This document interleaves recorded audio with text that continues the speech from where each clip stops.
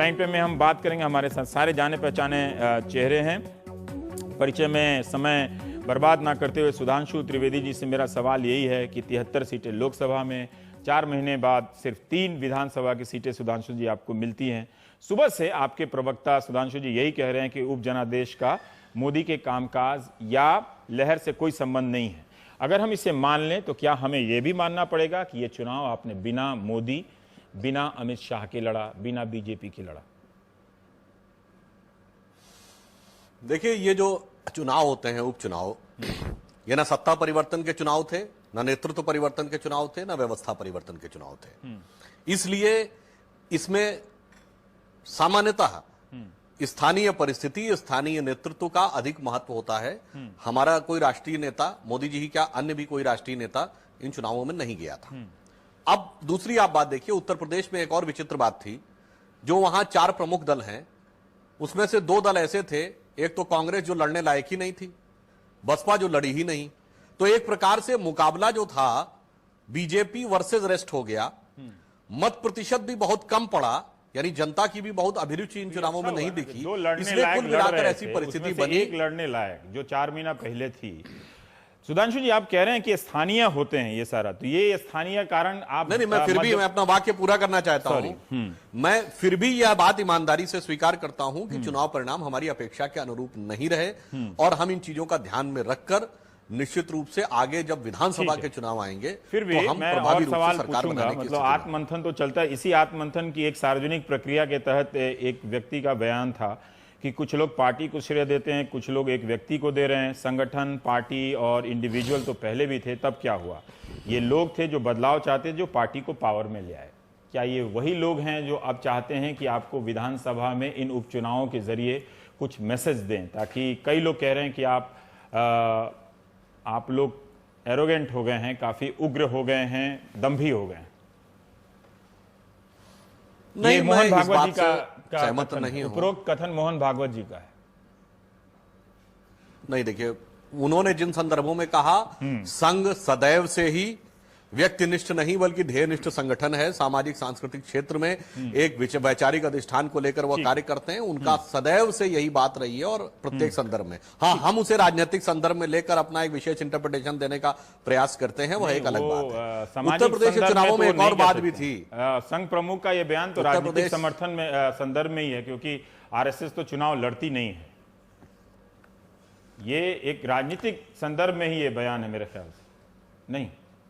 नहीं, मैं इसीलिए कह रहा हूं, आरएसएस तो सदैव से यही बात कहता रहा। आरएसएस का ये एक इस्टेब्लिश्ड प्रिंसिपल है, इसमें कभी कोई डेविएशन पिछले 70, 75, 80 वर्षों में नहीं। वो जब कोई बात कहते हैं तो कोई नया संदर्भ नहीं चेंज करता है, मतलब वो बिना संदर्भ के बदले हुए संदर्भ भारतीय जनता पार्टी की, भाजपा की सरकार बनने के बाद राजनीतिक विश्लेषक और मीडिया अपने आप उसको एक विशिष्ट संदर्भ में देखने लगते हैं। अंतर केवल इतना। चलिए, मैं आपको क्यों मुश्किल में डालूं मोहन भागवत जी के कथन को लेकर। ठीक है, सीपी राय साहब, मैं आपसे जानना चाहता हूं कि आपकी पार्टी को सबसे नकारा बताया गया, सबसे खराब बीजेपी की बी टीम बताया गया, ठीक है, ए टीम आप कैसे बन गए?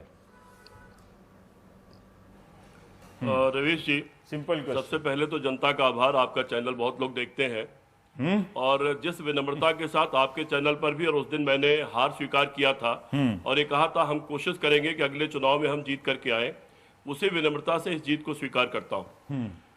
उत्तर प्रदेश के चुनाव के संदर्भ में रवीश जी, कुछ बातें बहुत गौर करने लायक हैं। अभी जो 11 सीटों पर चुनाव हो रहा था, ये वो सीटें हैं कि जब हम 224 जीते थे तब भी ये सीटें नहीं जीत पाए थे, बल्कि इनको भाजपा जीती थी। उन सीटों पर भाजपा की हार के मायने हैं। बीएसपी चुनाव नहीं लड़ी, एक तो पता नहीं वो अपना पोल नहीं खुलने देना चाहती थी, या वो भारतीय जनता पार्टी की मदद कर रही थी। हमारी मदद तो नहीं कर सकती, इसलिए यह भारतीय जनता पार्टी और बीएसपी की मिलीजुली हार है। तीसरी चीज, रोहनिया जो आदरणीय मोदी जी के क्षेत्र में आता है, अभी 100 दिन बाद रोहनिया की सीट जहां से उनको भारी बहुमत मिला था, वहां पर यह हार, इसके निश्चित तौर पर कुछ न कुछ राजनीतिक विश्लेषक मायने लगाएंगे और लगाना भी चाहिए। प्रदेश में अमर उजाला उमा भारती जी केंद्र की मंत्री है, मेरा सवाल आपसे ये है, विधायकों को लेकर के हमारी सरकार गिराने का दावा कर रही थी, आप बेहतर क्यों कैसे कर पाए? क्या आपने आजम खान को इस बार किनारे रखा? सीपी राय साहब, क्या आप इसलिए बेहतर कर पाए कि साक्षी महाराज और महंत आदि आप लोगों ने दिखाया था, सुनिए मेरी बात भी दिखाया था, आजम खान ने बिजनौर इत्यादि में अपना प्रचार किया। मैं व्यक्तियों पर बात नहीं करूंगा। हाँ, मैं सिद्धांत रवीश जी बस 30 सेकंड, मैं व्यक्तियों पर बात नहीं करूंगा, इनके मुद्दों पर भी नहीं जाऊंगा जैसे पहले नहीं जाता था। मैं सिर्फ ये कहना चाहता हूं, एक फिजा जिस तरह भी बनी वो देश भर में बन गई। कांग्रेस का कुछ कहानी थी, जो एंटी कांग्रेस थे वो जीत गए थे, जो कांग्रेस के साथ नजर आ रहे थे वो हार गए थे। उस फिजा को हम रोक नहीं पाए उस वक्त, लेकिन उस वक्त भी जब मैंने कहा था कि 90 दिन में ये खुमार, ये असर, ये लहर खत्म हो जाएगी, तो लोग मुझसे नाराज हुए थे, हंसे थे। उस दिन काफी टोका टिप्पणी मेरी हुई एक सवाल थी। मेरा आपसे 16 तारीख आपको भी याद होगी शायद। मैं समझ गया आपके जवाब का मंतव्य, समझ गया। ये खुमार उतरा है। राय साहब एक सवाल आपसे, जैसे सुधांशु ने कहा स्थानीय चुनाव की बात जो कहा, अभी जो स्थानीय चुनाव की बात कहा, तो दिल्ली विश्वविद्यालय छात्र संघ का चुनाव होता है तो उसको मोदी लहर का अग्रिम कहानी बताई जाती है और इन चुनाव को स्थानीय बता दिया जाता है। हाँ, ये तो आज हो सकता है कि बीजेपी का आज कमजोर दिन है, तो जो कमजोर पक्ष होता है मैं उसके साथ होता हूँ, ठीक है, ताकि बैलेंस बना रहे। नहीं, अच्छा है, राजनीति में ऐसी ही चर्चा होनी चाहिए, सहृदयता के साथ। संजय निरुपम आ गए। अच्छा, आपसे पहले पूछ लेते हैं, ठीक है, शुक्ला जी थोड़ा और इंतजार कर लीजिए। संजय, मेरा आपसे सवाल यह है कि ज्यादा बहुत गंभीर सवाल नहीं है, क्योंकि अभी हम सुधांशु से पूछ रहे थे कि आप नरेंद्र मोदी के रहते हार गए, यानी जरूर मोदी जी का जादू कम हो गया होगा। क्या आपसे मैं ये सवाल पूछ सकता हूं कि आपकी पार्टी राहुल गांधी के बिना ही अच्छा प्रदर्शन कैसे कर जाती है? यूपी में नहीं, गुजरात, राजस्थान में। नहीं रवीश जी, पिछले 3 महीने में 3 चरणों में उपचुनाव हुए और उपचुनाव में आमतौर पर राष्ट्रीय नेता प्रचार करने नहीं जाते। राहुल जी या सोनिया जी कभी नहीं गए, लेकिन तीनों उपचुनाव को नतीजे स्पष्ट हैं कि भारतीय जनता पार्टी का जो ग्राफ है वो धीरे धीरे नीचे गिर रहा है। उसका कारण जो मुझे समझ में आ रहा है कि नरेंद्र मोदी जी ने लोकसभा चुनाव में बड़े बड़े वादे किए थे, गवर्नेंस के नाम पे लोगों से वोट मांगा था, गुड गवर्नेंस के नाम पे, विकास के नाम पे, इकोनॉमी को ठीक कर देंगे, इस तरह की महंगाई दूर कर देंगे, फिर रोजगार लेके आ जाएंगे, काला धन वापस लाएंगे। निकल के ये आया कि सरकार में आने के बाद ये सारे मुद्दे कहीं पीछे छूट गए और लव जिहाद जैसा मुद्दा सामने आ गया। आरएसएस बहुत हावी हो गया, विश्व हिंदू परिषद का अपना एक प्रचार शुरू हो गया और इस पूरे प्रकरण पे नरेंद्र मोदी जी खामोश रहे, चुप्पी साधे रहे। एक दूसरी बात, जब लाल किले के प्राचीर पे नरेंद्र मोदी जी भाषण देते और कहते हैं कि किसी प्रकार की अब हिंसा नहीं होनी चाहिए और 10 सालों के लिए इसके ऊपर एक मोरेटोरियम लगा दीजिए, उसके ठीक 2-4 दिन के बाद योगी थोड़ी कहा था कि चुनाव हो गया तो उसमें नहीं लगा। हमेशा जहर उगलते हैं, समाज में एक तरह का विभेद पैदा करते हैं, तो उनको वो प्रचार समिति का अध्यक्ष बनाते हैं। तो कहीं ना कहीं नरेंद्र मोदी की चुप्पी और उनकी कथनी और करनी में जो फर्क है, तो उसका नतीजा निकल के आ रहा है, लोगों का मुंह भंग हो रहा है, ऐसा साफ साफ दिख रहा है। बीजेपी के खिलाफ नतीजे इसलिए आए हैं कि नरेंद्र मोदी ने जो वादे किए थे उस पर काम नहीं किए, मतलब उसमें आपकी पार्टी के नेताओं का कोई योगदान नहीं, उसको उभारने में, उसको पहुंचाने में। नहीं, ऐसा नहीं है, ऐसा नहीं है। अच्छा। राजस्थान में एक मिनट, राजस्थान में 4 में से 3 सीटें जब हम चुन के आते हैं तो राजस्थान की यूनिट का अपना करिश्मा है। गुजरात में जहां पर मोदी को 9-0 से, बीजेपी को 9-0 से जीतना चाहिए था, वहां पर अगर 3 सीटें हम जीत रहे हैं, इसका मतलब कहीं ना कहीं वहां पर वहां के स्थानिक नेताओं में, नेताओं ने काम किया, वहां के कार्यकर्ताओं ने काम किया और इसका श्रेय पार्टी को मिलना चाहिए। और उत्तर प्रदेश में ठीक है, हमें कोई कामयाबी नहीं मिली, मैं मानने को तैयार हूं, लेकिन बहुत सारे राज्यों में पिछले 2-3 उपचुनावों में लगातार जो कामयाबी मिल रही है कांग्रेस पार्टी, मध्य प्रदेश में एक ऐसी सीट जो बीजेपी की सिटिंग सीट थी, इस बार तो बीजेपी के कुछ आज आपके प्रवक्ताओं को मैं काफी खुश देख रहा हूं। Are you feeling good? Let me ask in English.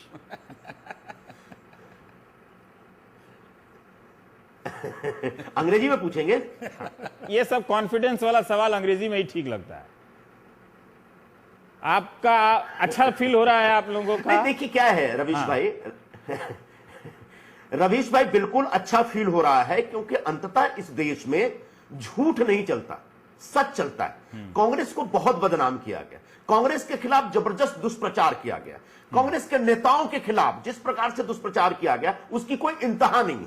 ठीक है, लोग कहीं ना कहीं 10 सालों से हम सत्ता में थे दिल्ली में, उसकी वजह से लोगों के अंदर एक निराशा थी, नाराजगी थी, तो कांग्रेस को हराया लोगों ने। लेकिन अंततः अब महसूस हो रहा है कि जिस पार्टी को वोट दिया, जिसको सरकार बनाने का मौका दिया, क्या वो बेहतर कर रही है? आज कांग्रेस के ही सारे प्रोग्राम, कांग्रेस की सारी नीतियां, कांग्रेस की सारी योजनाएं, उन्हीं चीजों को तो आज बीजेपी की सरकार लागू कर रही है। मतलब कांग्रेस पार्टी इनसे बेहतर थी, अब धीरे धीरे लोगों को महसूस होने लगा। शुक्ला जी, ठीक है, अच्छी बात है। मतलब इसमें यह है कि जब आपके खिलाफ दुष्प्रचार चला तो आप काउंटर नहीं कर पाए, और ये दुष्प्रचार बिना आपके काउंटर किए ही मतलब एक तरह से कमजोर पड़ गया। ये अच्छा है।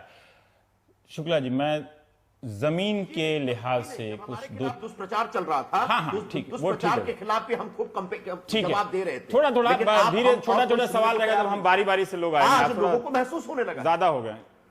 शंभुनाथ जी, मैं ये जानना चाहता हूं कि जमीन पर हुआ क्या ये कहा जाए कि रोहनिया में बीजेपी नहीं लड़ रही थी, अपना दल की उम्मीदवार थी, इसलिए वहां पर हार गए? फिर हम उमा भारती को कैसे समझे? सपा, जिसको तमाम जानकारों ने खारिज किया और कहा कि वो बेहद खराब सरकार चला रही है, अखिलेश यादव से संभल नहीं रही है सत्ता। ये यूपी का जो ये डिप्टी जनादेश है, डिप्टी मैंडेट, ये किसके पक्ष में है? देखिए, इसमें 3 बातें मुझे जो मोटे तौर पर समझ में आती हैं। एक तो बीजेपी ने वोट जोड़ने के बजाय वोट काटे, यानी लव जिहाद, इस तरह की बातें करके, या लाउड स्पीकर। पहले ये कहा गया कि बीजेपी को यूपी में इस एक वजह से भी वोट मिला। नहीं, लेकिन नहीं हुआ ना, वोट काटे इन्होंने ज्यादा। जैसे लव जिहाद के कारण 20% वोट तो आपका वैसे ही साफ रहता है, बाकी बचते हैं 80%। फिर उन्होंने मुरादाबाद के पास, जहां ठाकुर द्वारा सीट है, उसके ठीक पास कांठ में लाउड स्पीकर जिहाद शुरू किया है। उसका भी नुकसान इन्हें हुआ कि जो बीएसपी नहीं लड़ रही थी और उम्मीद की जा रही थी कि बीएसपी का वोट शायद इनको मिल जाए, वो भी चला गया, वो नहीं मिला। जो रोहनिया में देखने को मिला, रोहनिया में सबसे ज्यादा जो वोटर है वो कुर्मी पटेल जात के वोटर, तीनों उम्मीदवार पटेल थे, कांग्रेस का भी, बीजेपी का भी, वो सॉरी एनडीए उनका अपना दल का भी, और इनका 3 पटेल में से 2 पटेल पिट गए। 2 पटेल पिट गए। जबकि यही पटेल बिरादरी, यही कुर्मी बिरादरी अभी लोकसभा में ये कह रही थी कि नहीं, हम तो सूबे में माया, केंद्र में मोदी की छाया, ये बाकायदा उनका नारा था। इसके बावजूद वो पिटे। अब हम आते हैं चरखारी सीट, जो इंपॉर्टेंट सीट है। चरखारी में उमा भारती थी, और ठीक वोट पड़ने के 2 दिन पहले उमा भारती जिस बिरादरी की है, लोध बिरादरी के, उसी बिरादरी के साक्षी महाराज हैं। 2 दिन पहले वो बयान जिस तरह का दिया था, उन्होंने सोचा था वोट पोलराइज हो जाएगा, जो नहीं हुआ। इसका मतलब ओबीसी वोट एकदम एकजुट होकर के समाजवादी पार्टी को मिला, प्लस दलित वोट जिसके बारे में माना जा रहा था कि ये बताइए कि ऐसा यूपी में क्या हो गया? जिस वक्त चुनाव हो रहे थे, बिजली की समस्या बहुत घनघोर थी, लोग नाराज थे सरकार से, ऐसा क्या हो गया कि लोगों ने बीजेपी को छोड़कर सपा को वोट दिया? नहीं, बीजेपी में अगर जिस तरह की सपा के खिलाफ जो बातें प्रेस में आ रही थी, उस हिसाब से तो सपा को 1 सीट भी नहीं मिलनी चाहिए। सपा को 8 सीटें कैसे मिलनी? बीजेपी एक तो वोट जोड़ नहीं पाई, बीजेपी आत्मविश्वास में सिर्फ मोदी के चेहरे को लेकर मारी गई, और मुझे लगता है कुछ उनके पार्टी की अंदरूनी कलह भी थी। उसके विपरीत आप देखिए समाजवादी पार्टी को, समाजवादी पार्टी में अखिलेश यादव ने कुछ दिनों पहले बाकायदा अपने अफसरों को टाइट किया, और लगातार उन्होंने प्रहार किया कि अगर बिजली कमी उत्तर प्रदेश में, उसकी वजह जो है केंद्र की वजह से, इसका भी असर पड़ा। मुलायम सिंह ने आजम खान को किनारे किया, और अमर सिंह को लेकर लाभ हुआ, मतलब ध्रुवीकरण नहीं हुआ, उससे ध्रुवीकरण नहीं हुआ, और एक राजपूतों का एक मेजर वोट बैंक उनके साथ जुड़ा। अगर हम जहां जहां देख रहे हैं वहां यही हुआ। अगर ये बलहा सीट बीजेपी हारती है, और बलहा में सुरक्षित सीट पर भी उनको बीएसपी का जो वोट समझ रही थी बीजेपी नहीं मिला, इसका मतलब सीधा संकेत है कि जो लालू यादव ने कहा था कि सपा बसपा को एक हो जाना चाहिए, वो भले दोनों नेता अपने अहम के कारण एक ना हो, लेकिन अंदर खाने मुझे लगता है उनका वोट बैंक एक हो रहा है, जो ये समझ नहीं पा रहे हैं। जी भाई, देख, मुझे तो लगता है कि कांग्रेस और समाजवादी पार्टी जो उत्सव मना रही है, खुश है, तो स्वाभाविक रूप से बहुत दिनों बाद उन्हें ठंडी हवा का झोंका मिला है। लेकिन इनकी जीत से ज्यादा मुझे ये भारतीय जनता पार्टी की हार लगती है, और उसी भारतीय जनता पार्टी के भीतर ही इन चुनाव परिणामों के कारणों को तलाशा जाना चाहिए। शंभू जी ने भी कई बातों की तरफ इशारा किया है, लेकिन सबसे बड़ी बात उत्तर प्रदेश के संदर्भ में यह है कि उत्तर प्रदेश में भारतीय जनता पार्टी के पास कोई भी सर्व स्वीकार्य नेता नहीं है, और ये भारतीय जनता पार्टी की उसी उत्तर प्रदेश में अभी तो अमित शाह झारखंड में क्या है कि हम बिना सीएम का उम्मीदवार बताए मोदी के नाम पे चुनाव लड़ेंगे। ये जो पूरा तर्क है, ये जो पूरा तर्क है कि हमें क्षेत्रीय नेताओं की आवश्यकता नहीं है, हमें क्षेत्रीय शक्तियों की भी आवश्यकता नहीं है। महाराष्ट्र बीजेपी कह रही है हमें शिवसेना की भी जरूरत नहीं है, हरियाणा में उनको किसी और दूसरे क्षेत्रीय सहयोगी की जरूरत नहीं है। अभय चौटाला ने ये, कहा है। हाँ, ये जो पूरा तर्क है भारतीय उन्होंने जनता मोदी पार्टी पे का, टिप्पणी की है ये वो तर्क कि है उनका जो लहर जमाने में खत्म हो गई। कांग्रेस देती थी कि हमें क्षेत्रीय ताकतों की जरूरत नहीं है, हम पूरे देश में अकेली महत्वपूर्ण पार्टी हैं और हम सबको जीत लेंगे। और इस प्रक्रिया में क्या हुआ है, उन्होंने अपनी पार्टी के अंदर की जो समृद्ध परंपरा थी, राज्य के मौजूद नेताओं की, उस परंपरा को भी त्याग दिया। देखिए इंदिरा गांधी को ये नहीं मान सकते, क्योंकि अभी कहा जा रहा था कि कांग्रेस की तुलना में बीजेपी में क्षेत्रीय नेताओं की भरमार है। एक क्षेत्रीय नेता वहां से निकलकर प्रधानमंत्री के पद पर थोड़ी सी पहुंचता पुरानी है। बात हो गई है। बात सही है राजनाथ आपकी। सिंह है उसी उत्तर प्रदेश नहीं, से जो बात गृह सही है। मंत्री हैं वहां पे। बात सही है, ये बात तो आपकी नेता सही कैसे नहीं है वहां पे? देखिए राजनाथ सिंह जी को तो उत्तर प्रदेश के मुख्यमंत्री के तौर पे प्रोजेक्ट नहीं किया जाएगा। नहीं, ये वो तो चुनाव उसका नहीं हो रहा था, वही लेकिन मैं कह रहा उमा हूं। भारती वहां से केंद्रीय मंत्री हैं, अगर राजनाथ सिंह हैं, अगर वीके भारतीय सिंह जनता हैं, पार्टी ये तय कौन नहीं करती है वहां पे? अगर भारतीय जनता पार्टी ये तय करती है कि हम राजनाथ सिंह जी हाँ। या उन जैसे किसी प्रभावी नेता को उत्तर प्रदेश के मुख्यमंत्री के उम्मीदवार के तौर पर प्रोजेक्ट करेंगे, ठीक है, तो वहां पे सीन बदल सकता है। ठीक है। देखिए भारतीय जनता पार्टी के पास उत्तर प्रदेश में, दिल्ली में, झारखंड में, महाराष्ट्र में कहीं भी कोई क्षेत्रीय नेता नहीं है ऐसा जो कि उसके आसपास वो अपनी पूरी राजनीति को गोलबंद कर सकें। और ये पूरा विचार, ये पूरा अहंकार कि हम अकेले पूरे देश को जीत लेंगे तो केवल जीत लिए एक दैत्याकार नेता की दम पर, ये ठीक नहीं है। ये शब्द थोड़ा मतलब ठीक है, मतलब इंदिरा गांधी को हाँ। 2 से 3 साल लगे थे कांग्रेस के क्षेत्रीय नेताओं का सफाया करने में। ठीक है।